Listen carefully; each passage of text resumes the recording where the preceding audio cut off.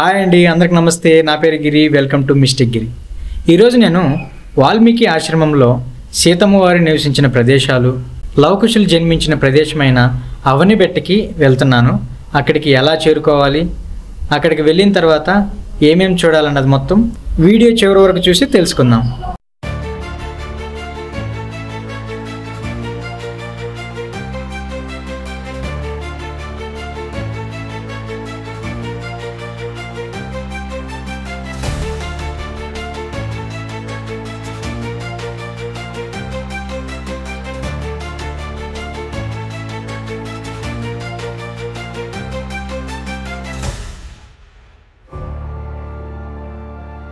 బెంగళూరు నుంచి అవనిబెట్టకి 80 కిలోమీటర్స్ ఉంది. మేము స్టార్ట్ అయ్యేసరికి మార్నింగ్ 10:30 అయింది. కానీ మీరు అర్లీగా స్టార్ట్ అయ్యేలా ప్లాన్ చేసుకోండి. ఒకవేళ మీరు ప్రైవేట్ వెహికల్లో వెళ్తున్నట్లయితే 1.5 అవర్ టైం పడుతుంది, లేదా బస్సులో వెళ్తే 2 అవర్స్ పడుతుంది. బెంగళూరు నుంచి అవనిబెట్టకి డైరెక్ట్ బస్సెస్ అయితే లేవు. ఇక్కడి నుంచి బస్సులో ముల్బాగిల్కి వెళ్ళి ముల్బాగిల్ నుంచి అవనిబెట్ట 15 కిలోమీటర్స్లో ఉంది. అక్కడ మనకి ఆటోస్ దొరుకుతాయి. ముల్బాగిల్ నుంచి మనం ఆటోలో అవనిబెట్టకి రీచ్ అవ్వచ్చు.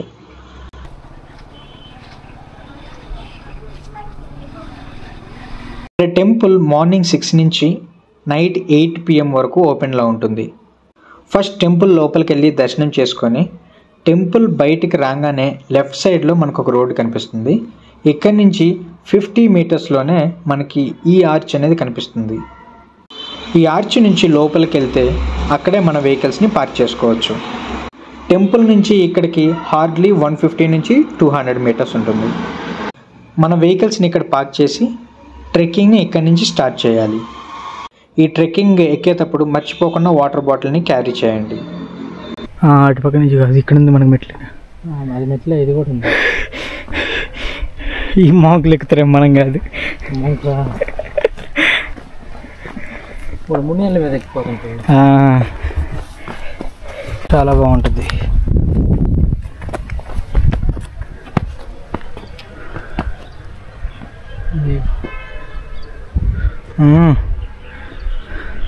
కోట్ ఉన్నట్టు నేను గొలుపు కోట్. ఇంకా మరి చాలా కష్టంగా ఉంది. మళ్ళీ కొండలంటే కొండలు ఎక్కిన వాళ్ళ చిన్న కొండ ఎక్కలేకుండా మళ్ళీ ఫిట్నెస్ ఏందో మాకు తెలుస్తా. 1 ఇయర్ గ్యాప్ వస్తా. ఇప్పుడు ఫిట్నెస్ ఏందో మాకు తెలుస్తుంది. పులుసు గారిపోతుంది. ఇప్పటికి మనం సగం వరకు మాత్రమే ఎక్కాము. ఇప్పుడు మనకి ఎదురుగా కనిపిస్తున్న 2 బండరాలు ఉన్నాయి కదా, వాటి మధ్యలో నుంచి వెళ్ళాలి. కనిపిస్తున్న వృక్షం పేరు నాగలింగ వృక్షం.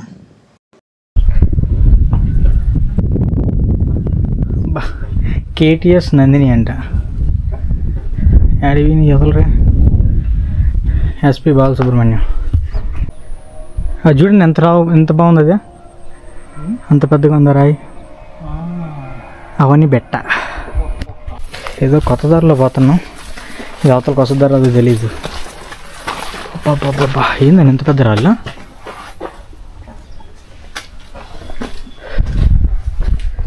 జిగా మాత్రం చల్లగా ఉంటుంది. Next level.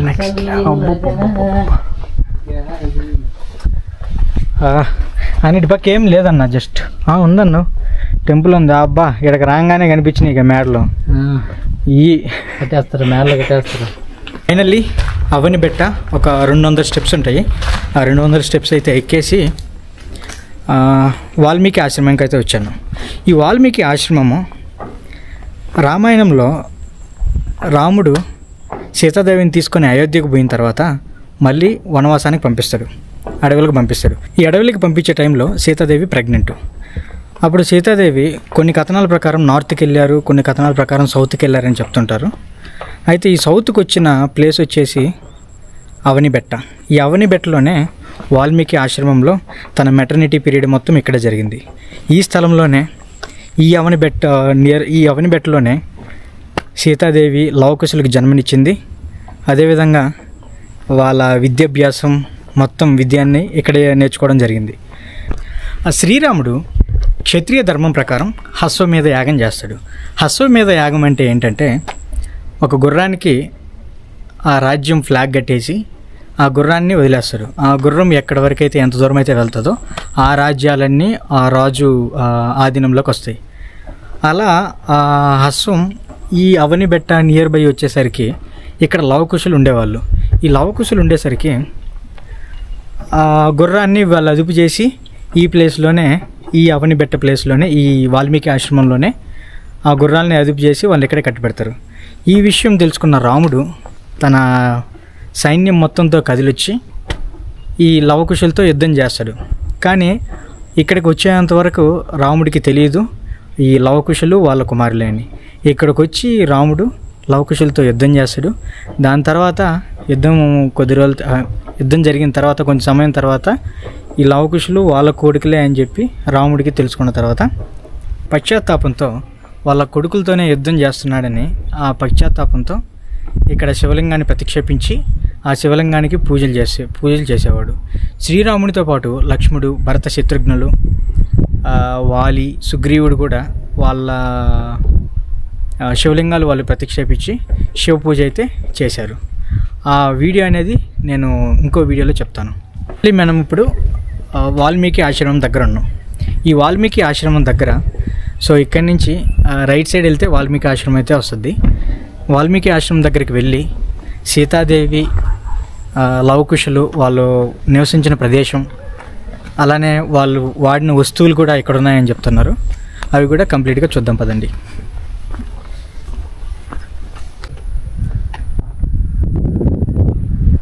ఇక్కడ ఉన్నారు కదా, చూడండి ఎంతో పెద్ద పెద్ద రాళ్ళు ఉన్నాయి ఇక్కడ.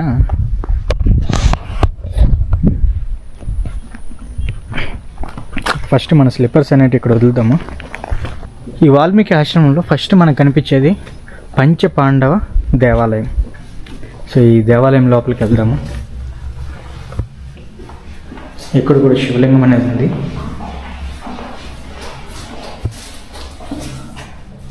టార్చ్ చేసి చూద్దాము.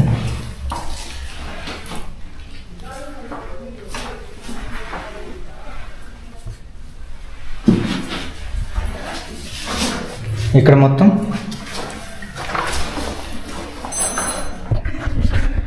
మొత్తం మనకు అక్కడ పంచపాండవుల దేవాలయంలో పంచపాండవులు 5 మంది వాళ్ళు ప్రతిక్షేపించిన శివలింగాలు అయితే అక్కడ ఉన్నాయి. ఇక్కడ శ్రీ వాల్మీకి ఆశ్రమం, ఇదేనండి వాల్మీకి ఆశ్రమం. సో లోపల చాలా చీకటిగా ఉంది. సో నాకైతే ఏం కనిపించట్లేదు.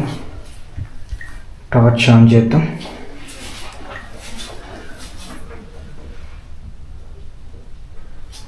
ఓకే, ఇక్కడ నుంచి ఇంకా లోపలికైతే ఉంది. వద్దులే, ఈ లోపల కొంచెం భయంకరంగా ఉంది. ఎవరితోనో తోడుతో వద్దు. ఈయనే అండి వాల్మీకి, బట్ ఏం కనిపించట్లేదు.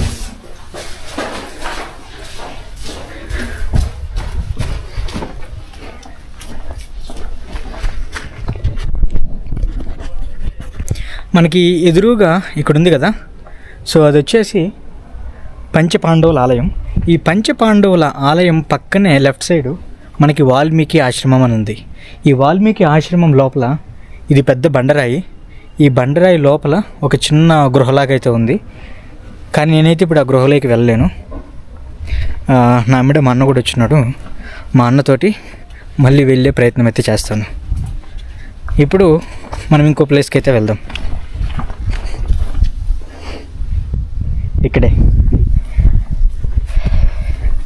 ఇక్కడే సీతమ్మ వారు వాళ్ళ బట్టలు ఉతుక్కోవడం కానీ ఈ వాటర్ని వాడుకునే వాళ్ళని చెప్తారు. సీతా నిలయం. నిజంగా ఈ బెట్ట చాలా అంటే చాలా అందంగా ఉందండి ఈ ప్రదేశంలోనే.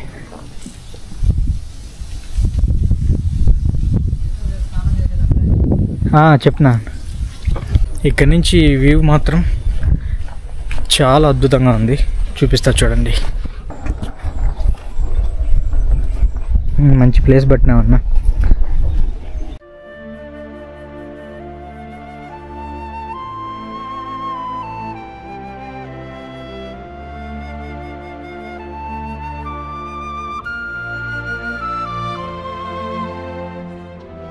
ఫస్ట్ చూసుకొని సీతాదేవి ఆలయం.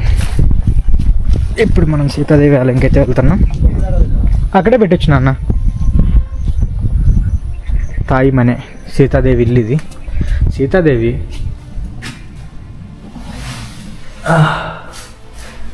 శివుడు ఇక్కడ చూశారు కదా, ఇది చూడండి. ఇవి యాక్చువల్లీ న్యాచురల్గా ఫామ్ అయిన హోల్స్ ఇవి.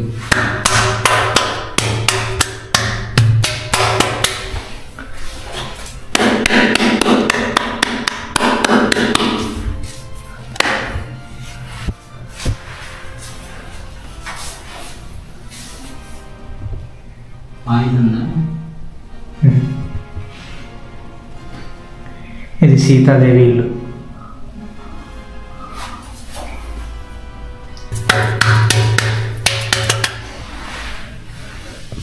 మేబీ 2 శివలింగాలు పెట్టారు కాబట్టి ఇవి ఖచ్చితంగా లవకుశలు ప్రతిష్టాపించిన లింగాలు అయి ఉండొచ్చు. కందిరీగలు చాలా జాగ్రత్తగా పెట్టుకున్నాయి. వద్దులే, వాటిని గిరిగితే మళ్ళీ మనం ఉండు. అమ్మ ఎవరిని పెట్ట మనం సీతా నిలయంకి వచ్చిన తర్వాత ఇక్కడి నుంచి ఇంకొక చిన్న కొండ అయితే, అంటే కొండ కాదు, ఒక చిన్న పెద్ద రాయి అనుకోండి. ఆ రాయి దగ్గర ఇంకొక టెంపుల్ అయితే ఉంది. మెయిన్గా మనం చూడాల్సిన ప్లేస్లు 1 వాల్మీకి ఆశ్రమము, 2 సీతాదేవి నిలయము, 3 పంచపాండవులు ప్రతిష్టాపించిన శివలింగాలు.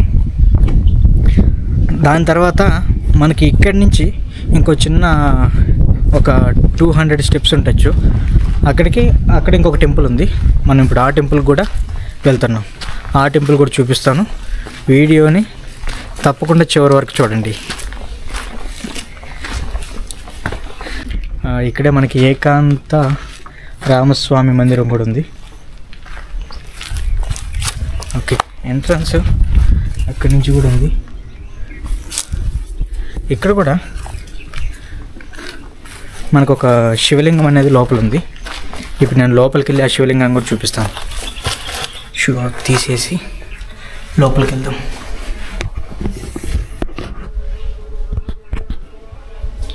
సో లోపలికి అయితే వచ్చాను.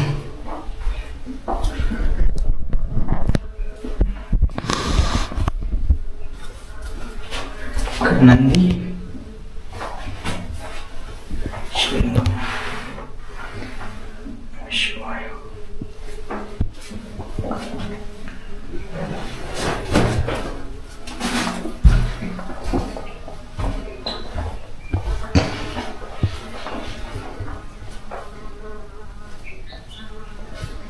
ఇది ఏకాంత రామ మందిరం. డౌన్కి మార్కెట్ పక్క ఉంది కాబట్టి వెళ్ళాల్సిన దారి ఇదే. అక్కడ కూడా మనకి సీతా నిలయం అని క్లియర్గా మెన్షన్ చేస్తుంది. వాటర్ కనెక్టివిటీ పైప్స్ కూడా వేస్తున్నారు. వీటిని బొంత చెట్లు అంటారు.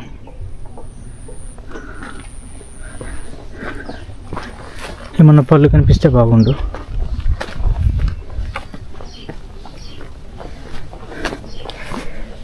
ఈరోజు వీకెండ్ అయితే జనాలు చాలా తక్కువ మందిగానే ఉన్నారు. జనాలు అంతగా పెద్దగా ఏం రాలేదు.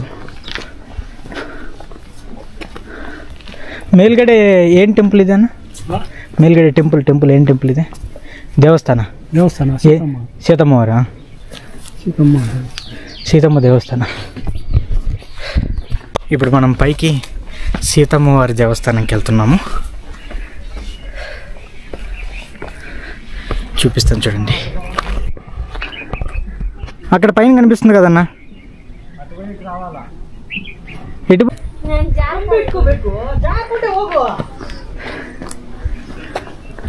పెద్ద రాయిలో ఇటుపక్క కూడా ఏదో ప్లేస్ ఉందన్న.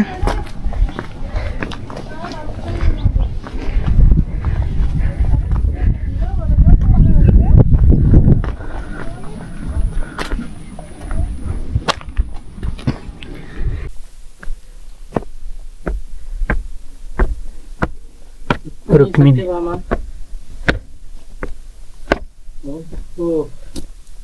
సల్వరాజు రుక్మిణి.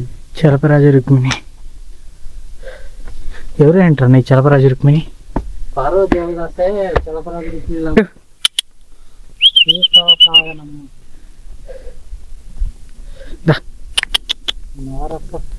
అవునా రా పద చూపించు లోపల ఏముందో. పద పద పద పద లోపల పద. Very good good boy. తొండతో ఏం పండి నీకు? సరే రా. తొండ నేటాడుతుంది.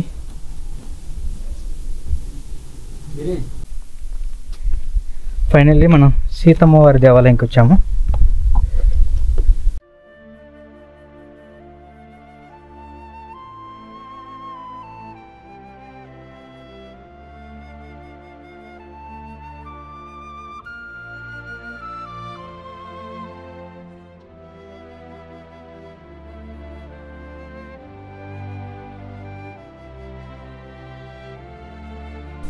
ఇదే సీతమ్మ వారి ఆలయం. పైన మనకు కనిపిస్తున్నారు. అక్కడి నుంచి జూమ్ చేశాను. పైన ఉన్నారు కదా. సో మధ్యలో ఉన్నవారు సీతాదేవి, పక్కన వాల్మీకి, ఇటు పక్కన లవకుశులు వాళ్ళు అదుపు చేసిన గుర్రం. ఇదే సీతమ్మ వారి ఆలయం. సో ఇప్పుడు టైం 2:30 అయితే అయింది. సో టెంపుల్ని క్లోజ్ చేస్తున్నారు. సీతమ్మ వారి విగ్రహం అనేది లోపల ఉంది.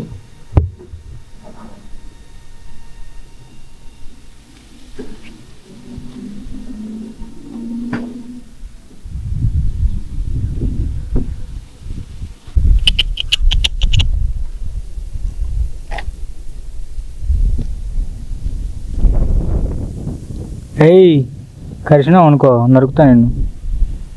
వెరీ గుడ్ వెళ్ళు.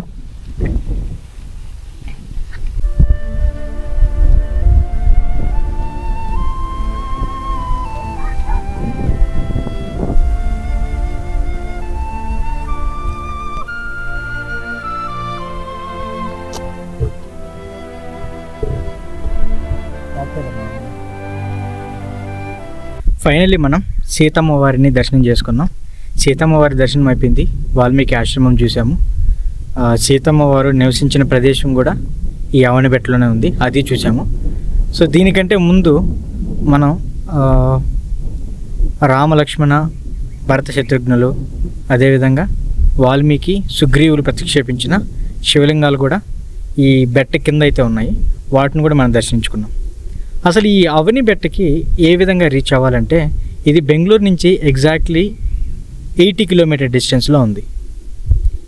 మనకి Bengaluru to Chennai national highway ఉంది కదా, నేషనల్ హైవే నుంచి జస్ట్ 7 కిలోమీటర్స్ మాత్రమే లోపలికి రావాలి. మనకి బెంగళూరు నుంచి డైరెక్ట్ బస్సెస్ ఉంటాయి, చెన్నై వెళ్ళే బస్సెస్ లేదంటే తిరుపతి వెళ్ళే బస్సెస్.